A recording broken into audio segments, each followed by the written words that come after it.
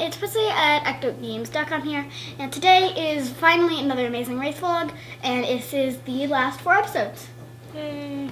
Yay! That was not good.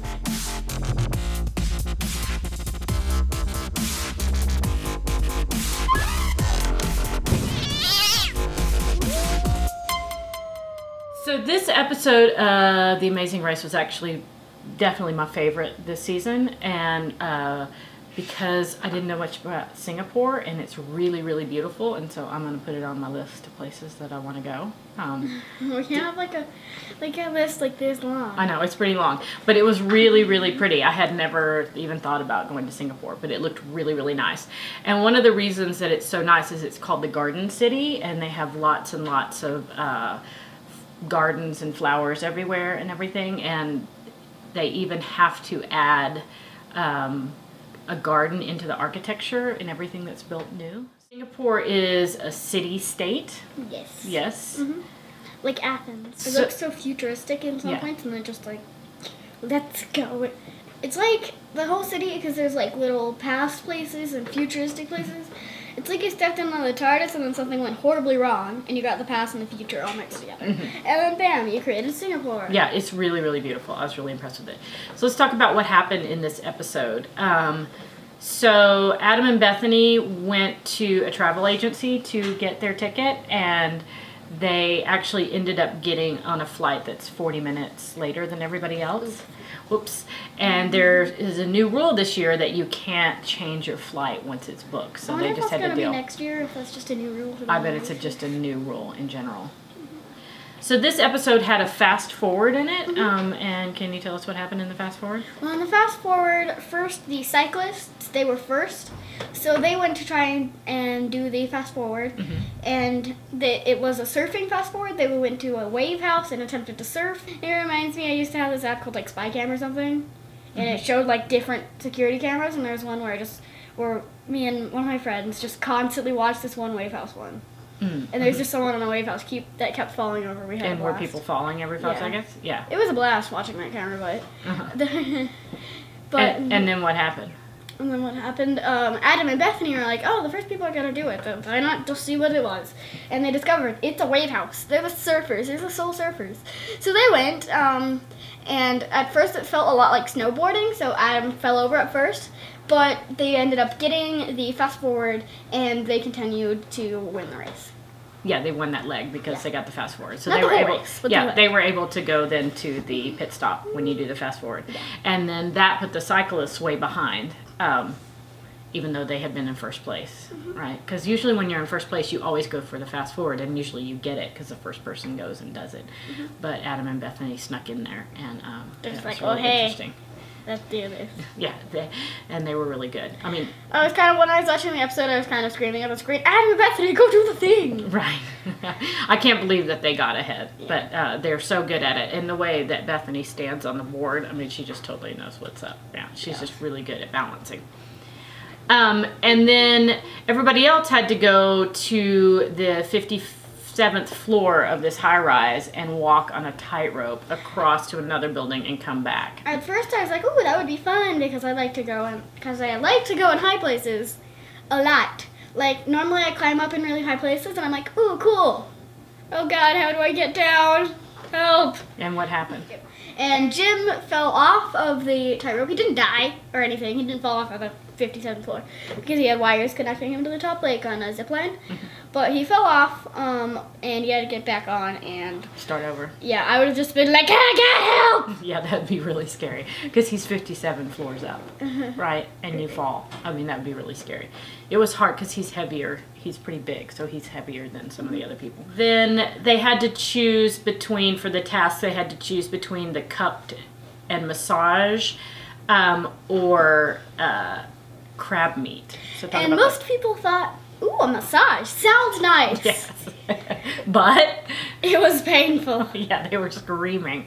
Yeah, right? and it was like, actually they were ripping the skin off of the people, which I admit I do rip the skin off of my fingernails. I have a really bad habit of ripping the skin off of my finger areas. But still, that hurts. You could see like giant scab marks on their body. And the title of this episode is "You're Taking My Tan," 10 off, and the title is it's the title because Brooke said you're taking my tan off while the friction was freaking tearing off her skin. Yeah, so they're just like, they were scraping. Friction! That was part of the massage. For some reason, they were scraping their skin off. That's not massage. Yeah, and then they did the cupping, and it left big welt marks everywhere that the cups had been. Yeah. Sims 3 lied to me about what a massage is. If it's actually like ripping your skin off, then no. Yeah, Sims 3 lied. Most massages aren't like that. The dentist did the crab meat where they just had to get 2 pounds of crab meat, and it was really hot, and people were like playing music around them and everything, so it was kind of hard. But I think it was probably better than I could just be like the cupping. We could just do they were basically like crab meat, crab meat, crab meat, crab meat. I don't care if this thing is hot. The symbol of Singapore is the merlion. You want to talk about that? First of all, it's so fancy. I like merlions. Mm-hmm. I'm totally making a merlion OC at some point. Okay. Merlion OC. Hashtag merlion OC. Mm-hmm. It's basically a lion with a fish body. Except the merlion OC is probably going to be more like, it's going to be less like the merlion statues where it's just lion head and fish, like, that's the merlion. My merlion is probably going to be not more majestic than. And why is it the symbol of Singapore? Because Singapore used to be a fishing village, hence the fishy stuff. Mm-hmm. And there is a legend that there was a prince, and he arrived at Singapore, and he saw a lion, and he saw it as a symbol of good luck, and he named it Singapura, which is Lion City. Yeah. So hence the lion head. Mm-hmm. After I finish recording this video, I'm gonna totally go draw my merlion OC. Right. And so I really loved this episode. It had a lot of tension with the whole surfers trying to get the fast forward and the tight roping, and it was just a really good episode. And Singapore was really, really beautiful, and I didn't really even realize that. So it was one of my favorite episodes. So in the next 2 episodes, which were both in the Philippines. We're both in the Philippines, called Smells Like Dirty Tube Socks and Hooping It Up. Which is true, Philippines stinks. Yeah, that was one of the things about the Philippines is it didn't smell very good. Yeah, and it was really, really crowded. Dirty tube socks. I suppose the rest of them know what dirty tube socks smell like. I don't, because I never wear socks, ever. Right. Okay, so let's talk about the Philippines a little bit. There was a dancing traffic cop there, and I see whenever I was looking at stuff about the Philippines, they showed him everywhere. Can you talk about him? He must be like some sort of famous person. Yeah, can you talk about what does he do? He dances, and he's a traffic cop. Yeah, and the traffic is very busy, but he's out there dancing. I'm sure I have footage of that. And we looked at where the Philippines are on the equator, right? And it's somewhat similar to Hawaii because it looks a lot like it. It's close to the equator. Yeah, but the vegetation and everything looks a little like Hawaii. It's definitely tropical. I had to take the jeepneys a lot in this episode, which are kind of like...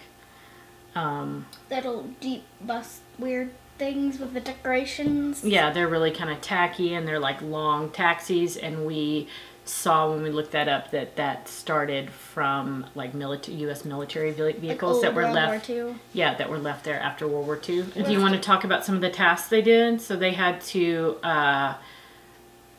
work as fishermen, the wrestlers did, and they had to go out and get fish and bring it back, and it was really, really hard. They were like being cut because the fish were so sharp. And Robbie had a hard time with this task because he didn't want to touch the fish when they had to put him into the thing. Slimy thing. And the other teams had to assemble a sidecar, and the dentist kind of struggled with that a little bit because they didn't get the details down. It was a very detailed task, but pretty much everybody did okay. The next task they did was a switchback. Do you want to talk about what a switchback is? A switchback has been in a few seasons of The Amazing Race before, and they had to do a switchback from season 5, which is 20 legs ago, where they had to use oxen to dig through mud and try and find the clue. Yeah, and I think why they picked the switchbacks are tasks that people really struggled on. Yes, so that is exactly why. got stuck on.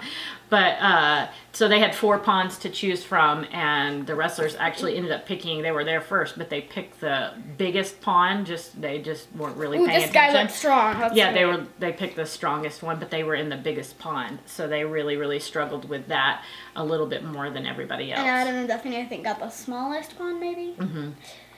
When they were on the jeepney,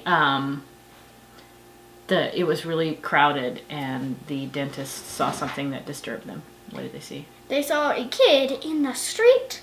I'm pretty sure if that was in the U.S. and Colorado here, they would have gotten run over, but I'm pretty sure in the Philippines it's just like normal traffic routine, which is crazy. Yeah, I mean, there were cars all over the place, and there was this little kid in the middle of the street, and so it made the dentist get really emotional. It was even younger than Cooper. Yeah, no, it couldn't walk. Yeah, it was just tiny. It was 1 or probably younger than 1. Yeah, so it's it seems like it's very poor there, and and there's just so many people in traffic, and people just weren't paying attention to children that were just sitting around in dangerous situations that you wouldn't see here in the United States. So in the Hooping It Up episode, they had to take a jeepney to the location, and it went down this way and then came back this way, kind of like a bus route. And then the dentist and the Candy Girls went the wrong way. They were going this way, and it would eventually turn around, but they went the wrong way for a long time, and so they kind of got behind. Then they got to where they had to play basketball, and they had to score 21 points. And Bethany did amazing. I don't know if she played basketball when she was a kid. Well, I'm pretty sure she had 2 arms when she was a kid, so she probably wasn't as good, but she did really, really good. And they got their 21 points pretty fast. Yeah, and she was kind of talking about how she liked the task where they did it together, because she felt like it was kind of teamwork, and so she liked those. So he just kind of she would pass to him, and he would do a lot of the shots, right? Yeah. But so, Bethany got a few of hers. Yeah, so they worked really well together and got that done. And then the next task they had to do with coconuts, which they are called the trees of life there. Coconut trees, not coconut. Coconut trees. So they had to deliver the nuts that they used for polishing floors, and then brooms to 3 different shops in this big, giant shopping area. And it was a really, really physical task, and pretty much everybody didn't look on the sign-up sheet to see where they were going. So they were carrying around all this stuff for a really long time, not knowing where they were going. Where am I going? Help. Amy from the Candy Girl, she really, really struggled with the tasks, and when she got to the end of the leg, she even had to have like the race medics come up. She felt cold, even though she was pretty warm, and it was pretty bad. Yeah, I've never felt that way. It was dehydration? Yeah. Well, yeah, she was a mess. So they gave her some water, and they took her blood pressure. I've been dehydrated before. I didn't feel cold. You didn't feel cold when you were dehydrated? No. So then they went to Los Angeles. Yes. And so we were just recently at a family event, and we were talking about, me and my cousin were talking about Los Angeles, and because they lived there, and so when I was a kid, I would go visit Los Angeles. And my favorite things about Los Angeles when I was a kid was Disney. Obviously. And La Brea Tar Pits. And you went to La Brea Tar Pits this year. I loved it. I love the direwolf wall, like the direwolf skull wall. First of all, direwolves are my favorite animal. Second of all, the background is orange, which is one of my favorite colors. My favorite colors are orange and black. And it was just so beautiful. They had all these really, really cool skeletons, and I loved it. Yeah, I loved it too. So this year we're all going to VidCon because it happens during Cooper's birthday. So we're going to have 1 day of Disney where it's just Cooper, because we went to Disney for your fourth birthday, Disneyland. And then we went for your fifth birthday to Disney World. So I can't wait to go to Orlando. I like Orlando. I like Orlando better too, but we're going to go to Disney for I like Cooper's Disney birthday. World better. Honestly, they have all the cool stuff in Disney World. Yeah, Disneyland is just a tiny version of Disney World. Yeah. But it's still cool. And you have to take like the big thing to Disney World. Like Disney World feels like it's more far away and mystical than Disneyland. Like you can see it from the hotel. So this episode started with the wrestlers being really mad because the Candy Girls weren't eliminated at the last thing, so they were really grumpy. And the task that they had to do is they had to hand over a film permit, and then one person had to jump out of the building. The sugar window, which if I was doing that, I would just jump out of the window and be like, grab piece in midair. Yeah, they talked about, specifically the Candy Girls talked about how the window was made out of sugar. Yeah, made out of sugars. And she said, I should have grabbed and ate a piece. And I'm just like, must eat window. But then they had to go to the Coast Guard pier, and they had to rescue a dummy in the water. And Adam and Bethany were pretty good at that because they're used to all the gear and being in the water and everything. Yeah. And strangely enough, the dummy was named Oscar. I know someone named Oscar. I know. So I thought that was funny. I'm just like, wait, what? How is Oscar involved in this? What? Right. So then they got to the big final task, and it's always really hard, right? And in this one, they had numbered containers, and they had to find the 9 containers that had the cities that they'd been to on them. And then they all had numbers, and each team had a color, and they had to take that number and then go back, and on the little form, they had the requisition form, they had to put the numbers in the order of the cities that they had visited. And so it was really hard. Yeah. I'm just going to now silently wait in my bed for an All-Stars with Joey Graceffa and Strawberry and Adam and Bethany, and just I'm just gonna hide in my bed like, please, All-Stars with all my So favorite do we teams.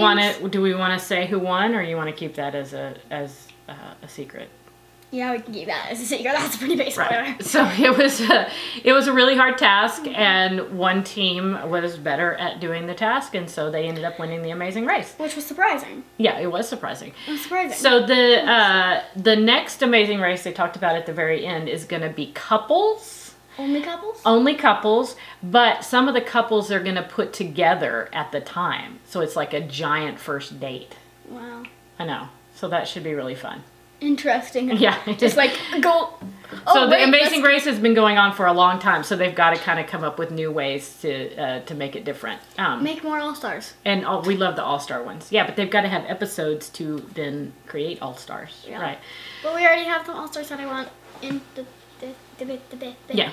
So yeah, there's only like 2 legs between Okay. this All-Star. There's like 1 season in between last All-Stars. Yeah, they need more seasons. They need more seasons. So we really enjoyed this season of The Amazing Race. Yeah, we love The Amazing Race. It was really good. We like All-Stars too, maybe better. Do you like the All-Stars better? I'm not sure. I probably would like the All-Stars better if I actually knew the teams. Yeah, so last time we watched the All-Stars, and I had been watching The Amazing Race, so I knew one them. of the teams. Yeah, you only knew one of the teams. But we love doing Amazing Race as kind of like a curriculum study of geography and history and all that kind of stuff. So, good job. We finished The Amazing Race. Woo! Again. For the 3rd time. 3rd time. Okay. So yeah, thank you for watching, and I'll see you tomorrow. Bye! You have to say bye. Bye.